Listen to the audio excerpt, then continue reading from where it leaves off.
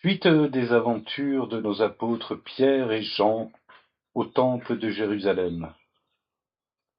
Pierre vient d'adresser un discours au peuple, et pendant qu'il parlait au peuple, qu'il les enseignait, voici que surviennent les prêtres, le chef de la police du temple et les Sadducéens, mécontents de ce qu'ils enseignaient le peuple et annonçaient en la personne de Jésus la résurrection des morts. Trois petits détails avant de poursuivre. Tout d'abord, dans la personne des prêtres, du chef de la police du temple et des Sadducéens, nous reconnaissons le grand Sanhédrin, et donc les personnes mêmes qui ont condamné notre Seigneur Jésus-Christ moins de 2 mois auparavant.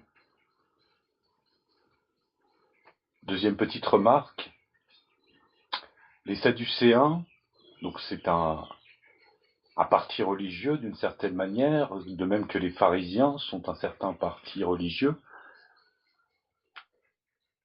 Et les Sadducéens sont vraiment ceux ce sont, pour ainsi dire, les gardiens du temple.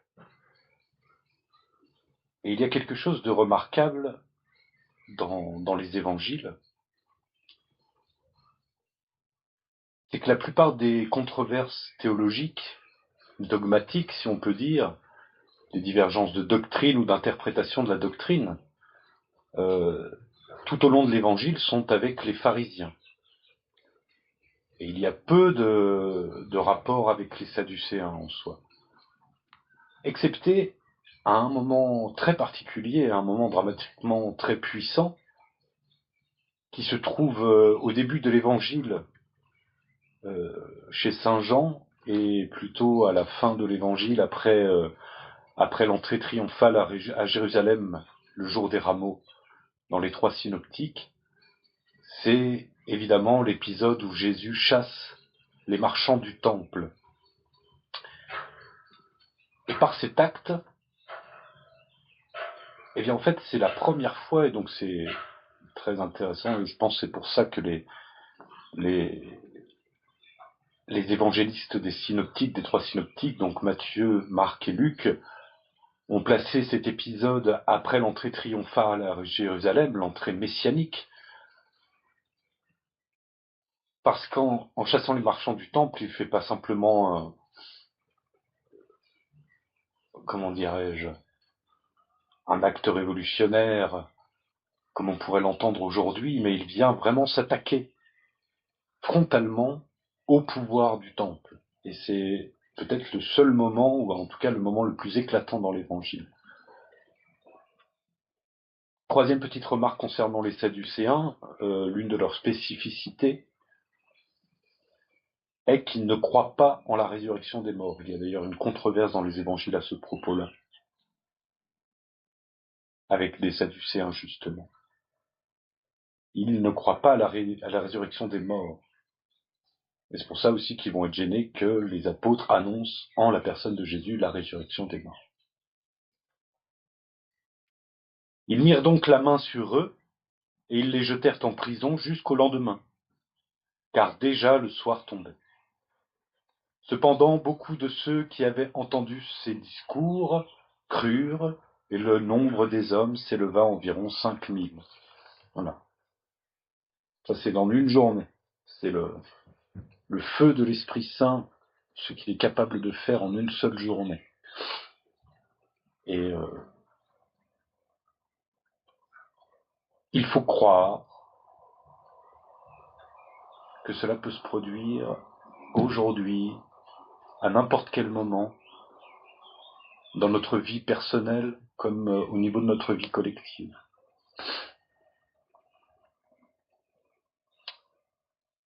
Le soir tombait, on peut s'imaginer qu'ils sont arrivés vers 3 heures de l'après-midi. Le soir tombe, je ne sais pas à quelle heure le soir tombe en Palestine à ce moment-là de l'année, mais ils se couchent assez tard, donc on peut imaginer qu'ils ont passé quelques heures dans le temple à enseigner, et que beaucoup de cette temporalité n'est pas indiquée, n'est pas suivie précisément, mais voilà. Le lendemain, leurs chefs, les anciens et les scribes, s'assemblèrent à Jérusalem avec Anne, le grand prêtre, Caïphe, Jean, Alexandre, et tous ceux qui étaient de la famille pontificale. Et ayant fait comparaître les apôtres devant eux, ils leur demandèrent « Par quel pouvoir ou au nom de qui avez-vous fait cela ?» Question qu'ils ont posée à notre Seigneur Jésus-Christ après qu'il eut chassé les marchands du temple. « Dis-nous, de quelle autorité fais-tu cela ?» Alors Pierre, rempli du Saint-Esprit, leur dit « Chef du peuple et ancien d'Israël, si l'on nous interroge aujourd'hui sur un bienfait accordé à un infirme pour savoir comment cet homme a été guéri, sachez-le bien, vous tous et tout le peuple d'Israël, c'est par le nom de Jésus-Christ de Nazareth, celui que vous avez crucifié et que Dieu a ressuscité des morts, c'est par son nom que cet homme se présente devant vous pleinement guéri. » L'une des preuves que notre Seigneur Jésus-Christ est ressuscité, donc qu'il est bien vivant aujourd'hui même, c'est ce miracle opéré par les apôtres en tant qu'instrument, en tant que cause instrumentale, mais c'est Jésus-Christ en personne qui agit, et s'il peut agir, c'est qu'il est vivant.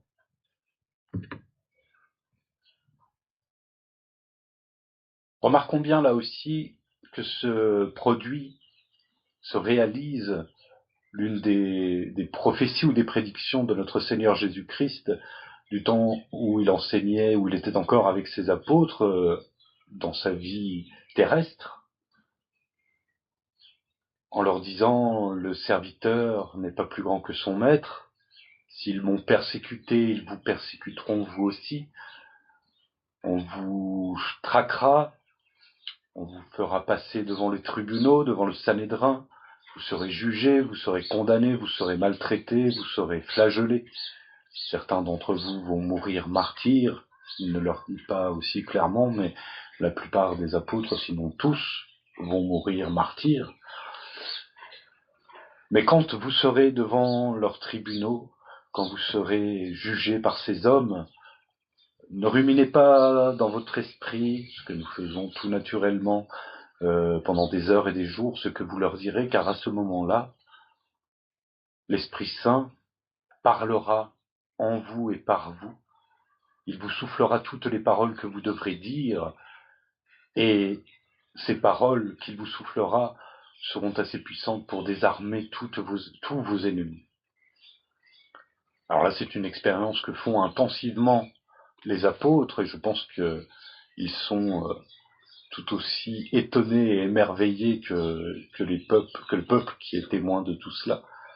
Mais c'est aussi une expérience, par exemple, qu'a faite Sainte Jeanne d'Arc lorsqu'elle était à son procès et qu'elle était seule, jeune fille de 19 ans, n'ayant pas fait le séminaire, face à une armée de théologiens et de docteurs, et qu'elle leur tient tête, tout simplement parce que les paroles qu'elle prononce, justement, elle ne les prononce pas d'elle-même, de sa propre autorité, mais de l'esprit qui l'a accompagnée pendant sa mission.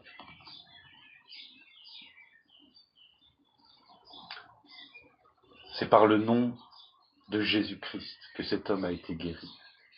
Ce Jésus est la pierre rejetée par les bâtisseurs, qui est devenue la pierre angulaire, thème récurrent dans le chant de louange chrétien. Et le salut n'est en aucun autre, car il n'y a pas sous le ciel d'autre nom qui ait été donné aux hommes par lequel nous devions être sauvés. Une parole à écrire sur tous les murs. Le salut n'est en aucun autre, car il n'y a sous le ciel aucun autre nom qui ait été donné aux hommes par lequel nous devions être sauvés. Et ce nom, c'est celui de Jésus-Christ de Nazareth.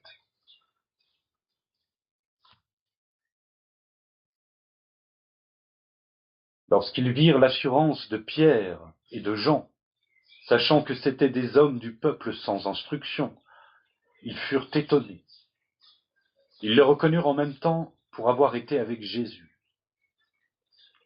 Mais comme ils voyaient debout près d'eux l'homme qui avait été guéri, ils n'avaient rien à répliquer. C'est aussi une petite chose que l'on peut remarquer, c'est que la confrontation avec les gardiens du temple, les gardiens de la tradition, les controverses, les disputes, sont souvent au sujet d'une guérison, d'une résurrection, d'un phénomène où se manifeste pleinement la gloire de Dieu.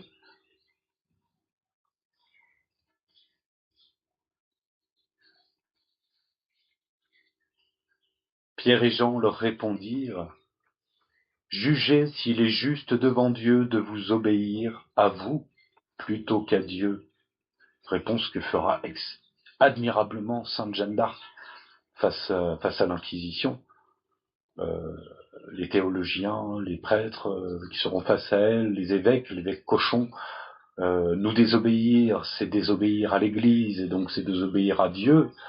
Et sainte Jeanne d'Arc leur réplique qu'il vaut mieux obéir à Dieu plutôt qu'aux hommes, même si ces hommes sont l'intermédiaire officiel de Dieu sur la terre.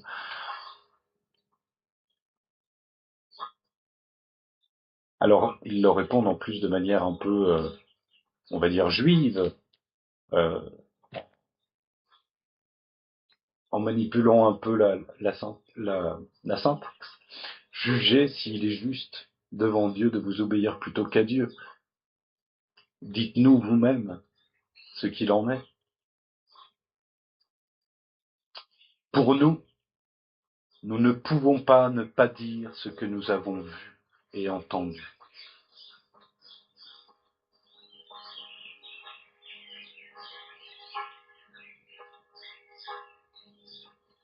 Si nous nous taisons, pourrait-il dire, les pierres crieront. Alors ils leur firent des menaces et les relâchèrent, ne sachant comment les punir à cause du peuple, parce que tous glorifiaient Dieu de tout ce qui venait d'arriver. Car l'homme qui avait été guéri miraculeusement avait plus de 40 ans. Mis en liberté, ils se rendirent auprès de leurs frères et leur racontèrent tout ce que les princes des prêtres et les anciens leur avaient dit. Ce qu'ayant entendu, ils élevèrent tous ensemble la voix vers Dieu en disant, « Maître souverain, c'est toi qui as fait le ciel et la terre, la mer et tout ce qu'ils renferment.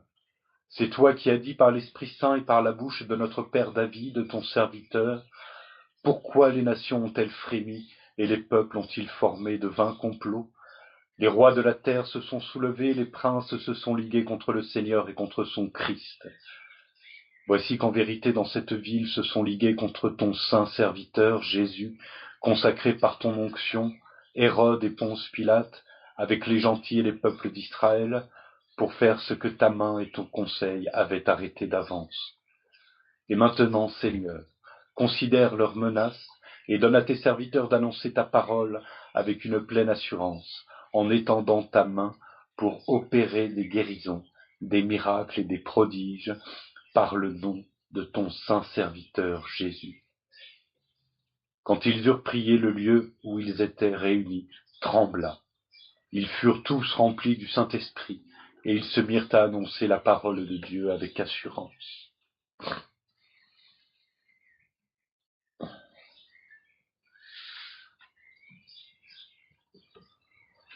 Toujours s'inspirer autant que possible, sans nécessairement en faire justement des formules magiques efficaces par elles-mêmes, mais simplement afin d'habituer notre esprit à ce mouvement de la prière, toujours s'inspirer des prières que nous offrent les Écritures ou que l'Église nous propose.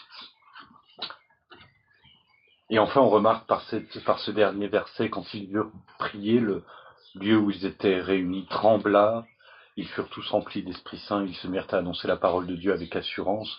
On voit que l'effusion de l'Esprit Saint dans l'âme des apôtres et dans le monde, par conséquent, cette effusion n'est pas une fois terminée, ce sont des vagues successives et des vagues qui sont de plus en plus conséquentes à mesure que à mesure que l'on se coule dedans. C'est-à-dire que si Saint Pierre et Saint Jean avaient été timorés au temple et n'avaient pas osé annoncer, proclamer la bonne nouvelle de la manière dont ils l'ont faite, ils n'auraient pas, ils ne se seraient pas disposés convenablement en sorte de permettre à cette deuxième vague qui va de nouveau faire trembler la terre et qui va les faire grandir en eux le feu. Il n'aurait pas permis à cette seconde vague de déferler. Et il en va ainsi dans notre vie spirituelle. L'effusion de l'Esprit Saint se fait par vagues successives, et plus nous nous coulons dans ces vagues, dans ce mouvement, et plus nous permettons à l'Esprit d'agir à travers nous et de faire les merveilles que Dieu veut faire en nous et avec nous.